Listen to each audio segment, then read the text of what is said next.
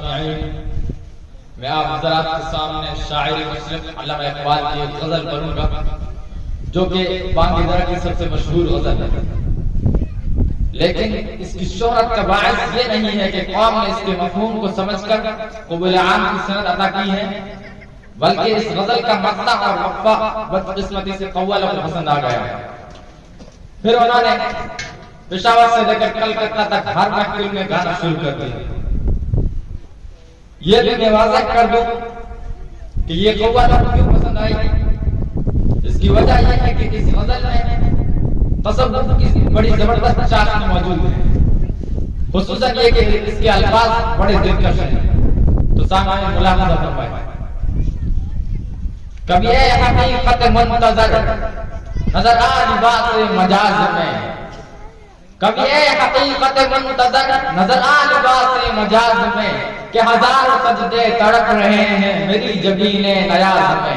ماشاءاللہ سبحان اللہ۔ درباز نائے فروش ہو تو نواز محرم گوش ہو، درباز نائے فروش ہو تو نواز محرم گوش ہو، وہ سرود کیا کہ چھپا ہوا سکوت پردہ ساز میں۔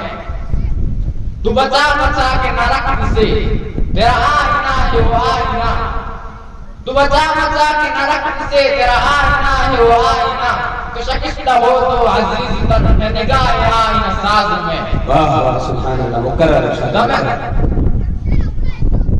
تو بچا بچا کے نہ رکھ سے تیرا آئینہ ہے وہ آئینہ، کہ شکستہ ہو تو عزیز تر ہے نگاہ آئینہ ساز میں۔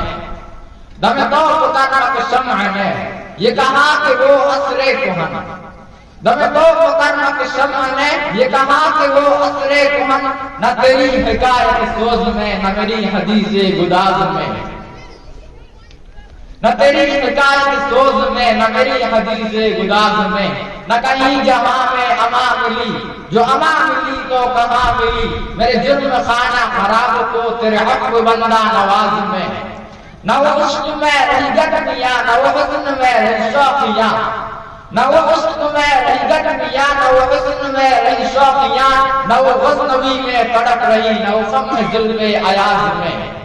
جو میں سر بسجدہ ہوا کبھی تو زمین سے آنے لگی سجا، جو میں سر بسجدہ ہوا کبھی تو زمین سے آنے لگی صدا، تیرا دل تو ہے صنم آشنا تجھے کیا ملے گا نماز میں۔ واہ واہ مکرر۔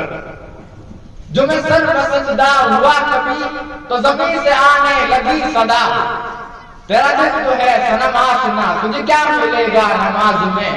کبھی اے حقیقت منتظر نظر آ لباس مجاز میں، کہ ہزار سجدے تڑپ رہے ہیں میری جبین نیاز میں۔